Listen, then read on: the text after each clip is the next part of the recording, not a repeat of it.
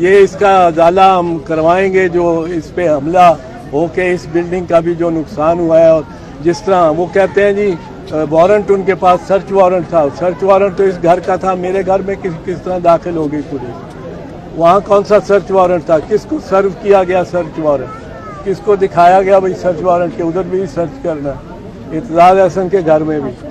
اور یہ بالکل لنگڑا بہانہ ہے سرچ وارنٹ. اگر اس میرے گھر نہ گئے ہوتے تو پھر بھی شاید ہوتا کہ جی ایک سے ایک گھر میں. یہ تو آئے تھے حملہ کرنے کے لیے.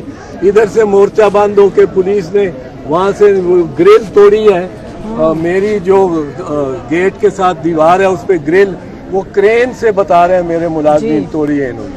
اب وہ اس کا ادھر مورچہ بنانے کا کیا مقصد تھا؟ وہاں پتھر رکھ کے ادھر پھینکتے رہے یہ پولیس والے. اس پہ پولیس کو آئی جی کو ایکشن لینا چاہیے اور فوراً ایکشن لینا چاہیے. اور مجھے بتائیں کہ کیا ایکشن لیا انہوں نے ان پولیس والوں کے خلاف جنہوں نے یہ کیا، اور ان کے خلاف بھی جنہوں نے اس کی کا حکم دیا یا اس کو سینکشن کیا، اس کو اجازت دی کہ پولیس اس طرح کرے. کہ کبھی کوئی 400 پولیس افسر، 4 ایس ایس پی بتایا گیا، میں نے جو میڈیا سے دیکھا ہے کہ 4 ایس ایس پی، اور یہ ان کے کہنے کے مطابق کوئی 400 پولیس ضلع بختر میں وہاں سے مارچنگ کر کے آ رہی ہے، گاڑیوں میں آ رہی ہے. یہاں سے وہ اتر کے، اور ان کے پاس ٹیئر گیس بھی ہے، سب کچھ ہے.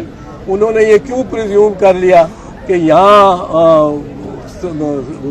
یہاں سے پتھراؤ بھی ہوگا، یہ بھی ہوگا، وہ بھی ہوگا. پیسفلی ہو سکتا تھا، ان کو ٹرائی کرنا چاہیے تھا پہلے پیسفلی، گیٹ توڑنا اور گیٹ توڑنا بھی. اور وہ مجھے بتا رہے تھے کہ آگے کوئی خاتون پولیس افسر تھی، پر یہاں آپ کو بتا رہے ہیں کہ کوئی خاتون پولیس افسر، کوئی خاتون نہیں تھی. تو کسی کے گھر میں ان کو کہا ہے کہ مجھے سرچ وارنٹ دکھاؤ، کسی نے نہیں دکھائے. ان کے خاوند کو بھی پکڑ کے لے گئے جو خان صاحب کی سسٹر ہے. پولیس داخل ہوئی ہے بغیر اجازت کے، بغیر وارنٹ کے، تو میں بھی ان کی معاونت کروں گا. تو اب یہ عدالتوں میں معاملہ جائے گا، اس کو ادھر ہی رہنے دیں اور ذرا کنٹرول میں. لیکن آئی جی نے تو خود انسٹرکشن دی ان کو یہاں لانے سے پہلے.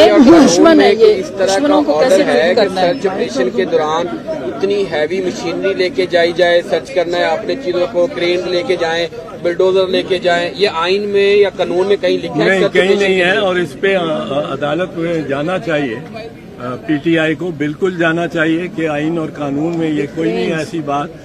اور اس میں یہ بالکل خلاف ورزی قانون ہوئی ہے. اس کی وجہ ہے کہ یوز آف ایکسیسو فورس.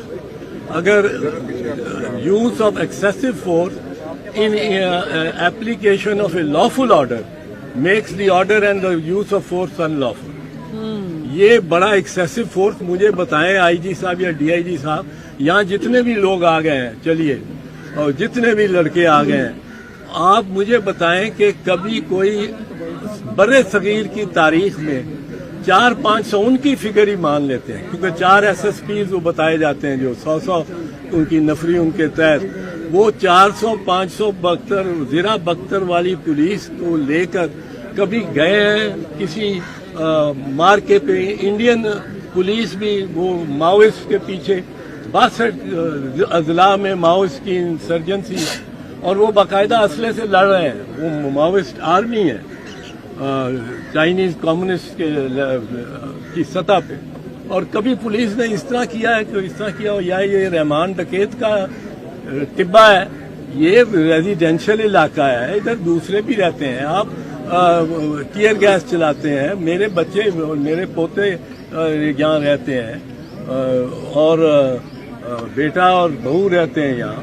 تو یہ بچوں کو بھی کیا ٹرامیٹائز آپ نے کیا ہے کہ ایک پوری بیٹل گراؤنڈ بنا دیا ہے.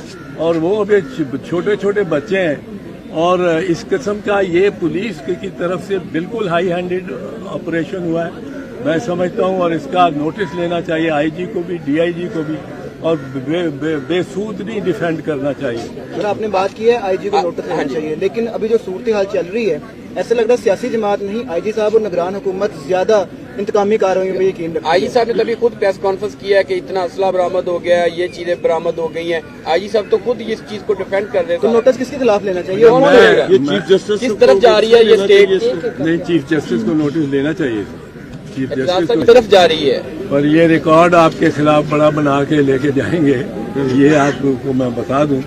पर ये है कि एक सियासी जमात, एक सियासी कायद उस जमात का, उसके खिलाफ इस किस्म का ऑपरेशन हम सियासतदानों को भी सबको मिल के एज ए बरादरी सोचना चाहिए। वो एक शायर ने ये लिखा था कि पहले वो यहूदियों के लिए आए, उनको उठा के ले गया, मैं ना बोला क्योंकि मैं यहूदी नहीं था। फिर वो कम्युनिस्टों को ले गए उठा के जनूबी अफ्रीका का, कि कम्युनिस्टों को आए ले गए, मैं ना बोला क्योंकि मैं कम्युनिस्ट नहीं था। फिर वो लेबर लीडर्स को आके ले गए, मैं ना बोला क्योंकि मैं लेबर लीडर नहीं था। फिर वो उस असातिज़ा के ट्रेड यूनियन के अहदेदारों को उठा के ले गए, मैं ना बोला क्योंकि मैं तो उस्ताद नहीं था। फिर वो मुझे लेने आ गए, तो कोई बोलने वाला ही नहीं रहा।